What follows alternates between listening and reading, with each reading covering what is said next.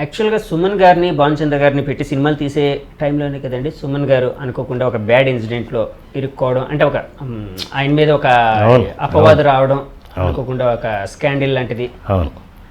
ఆ టైంలో ఎఫెక్ట్ అయిన సినిమాలో మీదేమైనా ఉందండి? లేదు, ఎఫెక్ట్ అవ్వలేదు, కానీ చాలామంది ఎఫెక్ట్ అయ్యారు. ఓకే. కాకపోతే నేను ఫ్రెండ్గా తనకేం చేయాలో చేశాను. యాక్చువల్గా అది అంటే ఆయన బ్లూ ఫిల్మ్స్ తీశారు ఇట్లా అని కదండి, యాక్ట్ చేశారనండి. ఏంటి సార్ అసలు అది?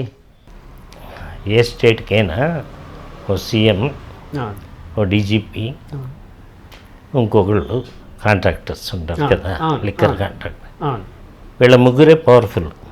ఏ స్టేట్కైనా అక్కడ ఎన్టీఆర్ పవర్ఫుల్, డీజీపీ పవర్ఫుల్. ఆయన డీజీపీ మలయాళీ, ఎంజిఆర్ మలయాళీ. ఒక లిక్కర్ కాంట్రాక్టర్ వడియార్, వాడు వెరీ పవర్ఫుల్. ఓకే. వీడి ఫ్రెండు, ఆడి ఫ్రెండు కమలాసన్లా ఉంటాడు, సుమన్ గారి ఫ్రెండ్. ఓకే. వాడు సమ్ రాష్ట్రపతికి రిలేషన్ అవుతాడు, అప్పటి రాష్ట్రపతికి. ఓ. వాడు వడియార్ కూతురు లవ్ చేశాడు. ఈ లిక్కర్ కాంట్రాక్టర్ ఎవరైతే ఉన్నారో వాళ్ళ డాక్టర్ని లవ్ చేశారు. మనందరికీ 32 పళ్ళు ఉంటాయి, దానికి 74 ఉంటాయి. వాడు ఎందుకు లవ్ చేశాడు పుడికి నాకు అర్థం కాదు. వడియార్ డబ్బంతో దొద్దేద్దామన్నా ఏంటో నాకు అర్థం కాల.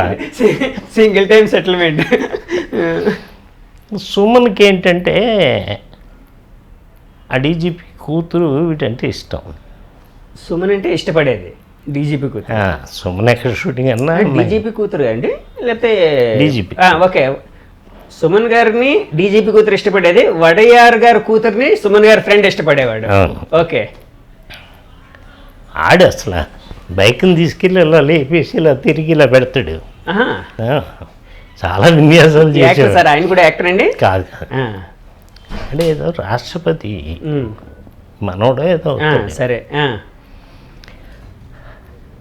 ఈ డీజీపీ కూతురు సుమన్ షూటింగ్ ఎక్కడుంటే అక్కడికి వెళ్ళిపోతాయి. అమ్మాయికి పోలీస్ ఎస్కార్ట్ అంతా కదా. దీనికి సుమన్కి ఏమి ఇష్టం లేదు, ఆ అమ్మాయి వన్ సైడ్ ఇష్టపడి. ఓకే. డీజీపీకి ఏంటంటే నా కూతురికి పెళ్ళయింది వీడితో తిరుగుతుంది అన్న ఫీలింగే. సో ఈ సిచ్యువేషన్లో ఏమైంది సార్? ఎంజిఆర్ గారు పిలిపించారు సుమన్ని. బాబు నువ్వు యాక్టర్, చాలా భవిష్యత్తు ఉంది నీకు, నువ్వు సహనటుడివి, ఇలాంటివి ఏమన్నా ఉంటే నువ్వు దూరంగా పెట్టుకో అని. అప్పటికి ఎంజిఆర్ మాట్లాడే పొజిషన్ కాదు. ఓకే. ఆయన రాస్తాడు, ఇస్తాడు. వీడు చెప్తే వాళ్ళకి తెలుస్తుంది, కానీ ఆయన చెప్పలేడు. ఓకే.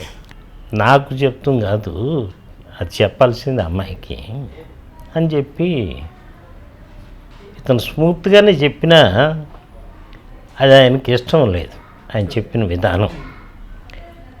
దాంతో ఒకరోజు ఎక్కడో అమీర్పేట లాంటి సెంటర్లో ఏదో బీభత్సం చేశాడు అని పోలీసులు పెట్టారు కేసు. అంటే కాదు సార్, ఇప్పుడు ఎంజీఆర్ గారు సుమన్ గారికి చెప్పారు, సుమన్ గారు అయితే ఆయన వైపు నుంచి ఎలాంటి లవ్ లేదు ఆ అమ్మాయి మీద. అది మనకు తెలుసు, వాడికి తెలుసు, సుమన్ గారికి తెలుసు. కానీ అవతల ఆయనకి అంటే అమ్మాయి ఫాదర్కి సరే ఇంకా ఏదో ఉందనే ఒక కంక్లూజన్లో వాళ్ళు ఏమనుకుంటారంటే మా అమ్మాయి వస్తే నువ్వు దుబాయ్ అనొచ్చు కదా అనే టైప్లో ఉంటుంది. మీ అమ్మాయిని నువ్వు చేసుకోలేవు, ఎదుటి మీద పడతావు, అట్లా జరిగింది అది. ఇంకా అప్పుడు అరెస్ట్ చేశారు. వాళ్ళ అమ్మగారు ఇప్పుడు అలెగ్జాండర్ అని గవర్నర్ ఏడీసీ. అవునండి, ఆయన పవర్ఫుల్. వాళ్ళ అమ్మగారు ఆయన కూడా గవర్నర్గా చేసినట్టున్నారు కదా సార్, అలెగ్జాండర్ గారు కదా. ఆయన వాళ్ళ అమ్మగారి క్లాస్మేట్, సుమన్ గారు వాళ్ళ అమ్మగారి క్లాస్మేట్. తను చెప్పుకుంది. యాక్చువల్గా ఆ కేసులో 1 year దాకా బయటకు వస్తానికి లేదు. ఏ కేసు పెట్టారు సార్ ఆయన మీద? ఏదో పబ్లిక్లో న్యూసెన్స్ చేశాడు. పబ్లిక్ న్యూసెన్స్ అండి. అంతే. మరి ఏంటి సార్, ఆయన చాలా ఘోరంగా బ్లూ ఫిల్మ్లు అంటే అప్పట్లో బ్లూ ఫిల్మ్ అనేది చాలా అవి బయటికి చెప్పరు కదమ్మా. కాదు సార్, అనుకునేవారు. మీడియా అలాగా లెవెల్లోని పేపర్లో వచ్చినాయి అవి ఇవి అన్నీ అబద్ధాలే. బట్ డెఫినెట్గా వాళ్ళ ఫ్రెండ్కి వీడియో షాప్ ఉంది, అప్పుడు క్యాసెట్స్, అక్కడ చాలామంది అమ్మాయిలు వస్తూ ఉండేవారు. అది పైగా చాలా పెద్ద prime place, Adyar gate hotel ఆపోజిట్లో వాళ్ళ ఇల్లు, అక్కడంతా చాలా కాస్ట్లీ. అక్కడ ఉండేవాడు. అక్కడ వీడి సాయంత్రం షూటింగ్ అయిపోయినాక ఇంకోటి, ఎంతైనా హీరో కదా, వెళ్తాడు, అందరూ అభిమానిస్తారు, క్రేజ్ అనేది ఉండేది. అవును, పైగా వీడు చాలా అందగాడు. అవును, అవునండి, అవును, చాలా అందగాడు. అవును. అప్పుడు రకరకాలు అనేవారు. యాక్చువల్గా వీడు అరెస్ట్ అవుతాడని రామానాయుడు గారికి ముందే తెలుసు. మరి ఆయన సర్కిల్ వేరు కదా, ఆయనకి ఇన్ఫర్మేషన్ వచ్చింది ఉంది. అప్పుడు సుమన్తో తీయాల్సిన సినిమాని ఆపేశాడు, షూటింగ్ స్టార్ట్ చేయలే. ఓకే, అంటే కొంచెం హై లెవెల్లో కొన్ని విషయాలు తెలుస్తూ అదే అదే, అవునండి, అవును. సో అది బయటికి చెప్పకుండా ఆపేశారు. తర్వాత తెలుస్తాయి కదా. అవునండి, అవును. సో సుమన్ గారు వాళ్ళ మదర్ సహాయంతో ఆయన అలెగ్జాండర్ గారికి, అంటే అప్పుడు గవర్నర్ గారికి ఫ్రెండ్ అవ్వడం వలన ఏడీసీ, సో ఆ విధంగా బయటపడగలిగారండి ఆయన. కానీ జైల్లో ఉన్నారు కదా సార్ చాలా కాలం.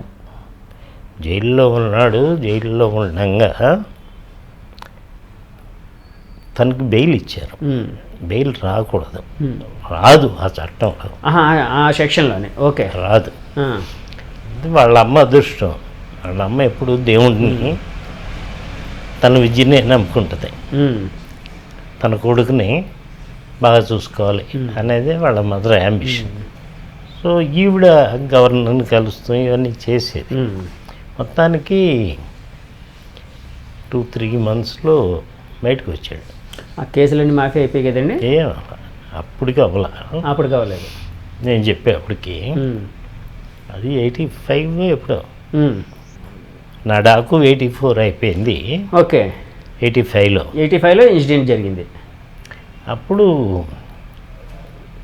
కోర్టు ఏం తీర్పు ఇచ్చిందంటే, ఇన్స్టెడ్ ఆఫ్ జైలు చెంగల్పట్ డిస్ట్రిక్ట్లో ఉండాలి. ఓకే అని పెట్టింది. ఆ చెంగల్పట్ డిస్ట్రిక్ట్లో ఉండేదానికి ఇప్పుడు ఆర్ఆర్ డిస్ట్రిక్ట్ అంటాం. అప్పుడు మదురైలో ఉన్నాడు. మదురైలో తినకు భయం, ఎవడు నన్ను మదురైలో ఉండమని ఎందుకు అంటున్నారు అని భయం ఉంటుందండి. అవును, వీడు అంటే అవతల వాళ్ళు అంత పవర్ఫుల్ కదండి. అమ్మో, అవును. అక్కడ ఉంటూ 4-5 రూమ్స్ తీసుకున్నాడు. అంటే ఈ ఫ్లోర్లో అంతా వాడి మనుషులే ఉండాలి. ఓకే, ఉన్నాడు. చాలా కాస్ట్.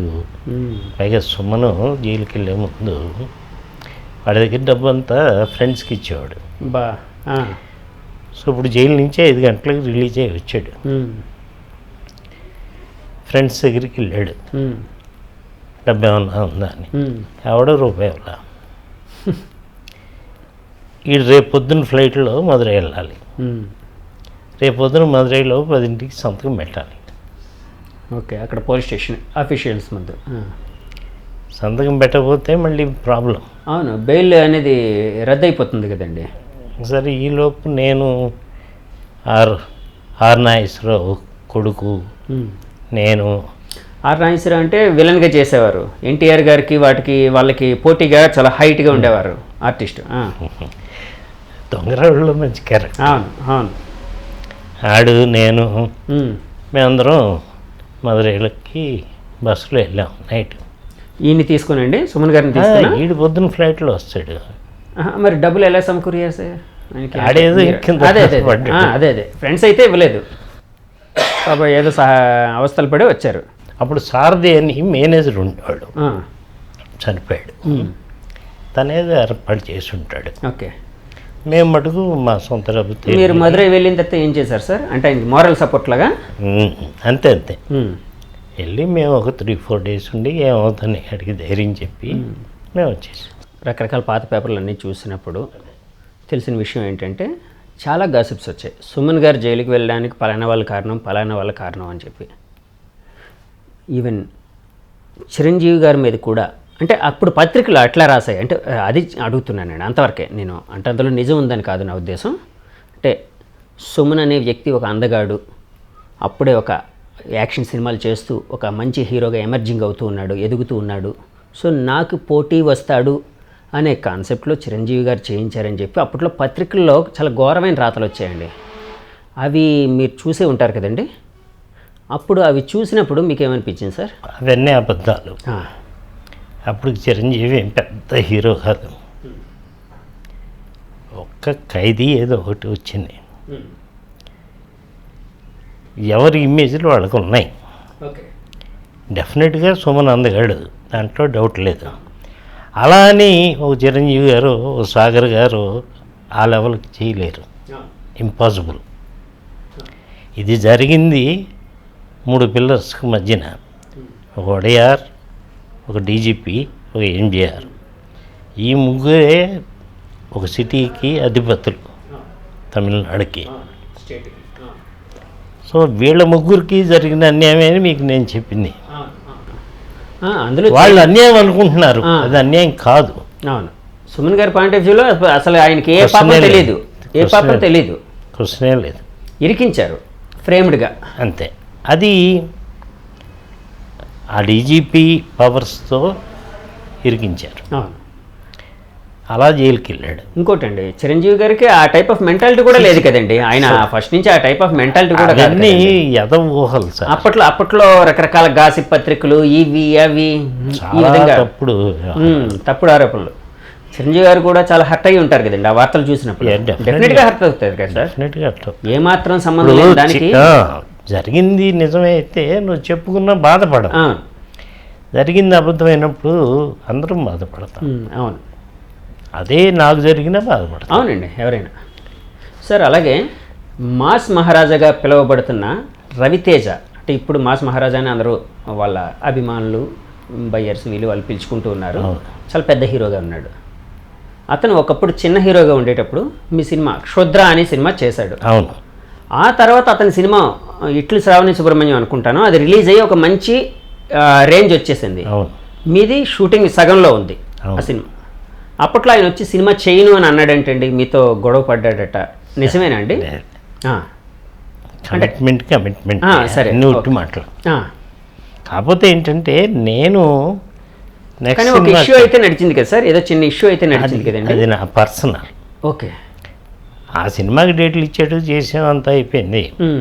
ఆ ఫస్ట్ ఏదో క్షుద్ర అనుకున్నాం, తర్వాత అన్వేషణ అన్నాం, ఏదో జరిగిపోయింది. సినిమా అనుకున్నంత బాగా ఆడలా. సో న్యాచురల్గా హిట్ అయితే మనకు క్రేజ్ ఉంటుంది, హిట్ కానప్పుడు క్రేజ్ రాదు. అది జరిగేటప్పుడే నేను అతను హైయెస్ట్ తీసుకున్న అమౌంట్ని అడ్వాన్స్కి ఇచ్చా. అడ్వాన్స్గా.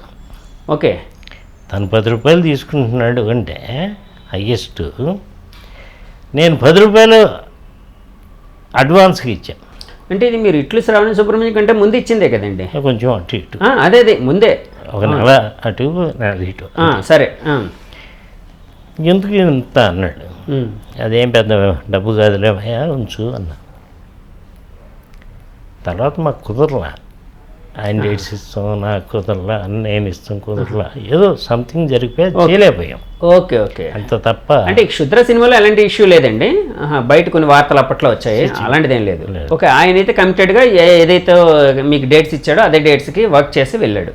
అవును సార్, కానీ ఒక చిన్న ఇది ఉంటుంది కదండి, అంటే మామూలుగా అడుగుతున్నాను, అంటే రవితేజ గారి విషయం అని కాదు, ఏ మనిషికైనా ఒక సక్సెస్ వచ్చిన తర్వాత ఆల్రెడీ వేరే సినిమా చేస్తున్నాం, ఇది మనం అనుకున్నట్టు రావట్లేదు, దీన్ని కొంచెం సైడ్ లైన్ చేస్తే బాగున్ను, లేకపోతే కథ మారిస్తే బాగున్ను, ఇలాంటి కొన్ని అపోహలు ఉంటాయి కదండి. కొంత మారుస్తాం అన్నీ జరుగుతాయి. అవును, అలాంటిది మీ విషయంలో ఏం జరిగిందండి? రవితేజ గారి విషయంలో, ఆ సినిమా విషయంలో ఏం జరగలేదు. దానికి వినాయక్ గారు కో డైరెక్టర్ కదా సార్?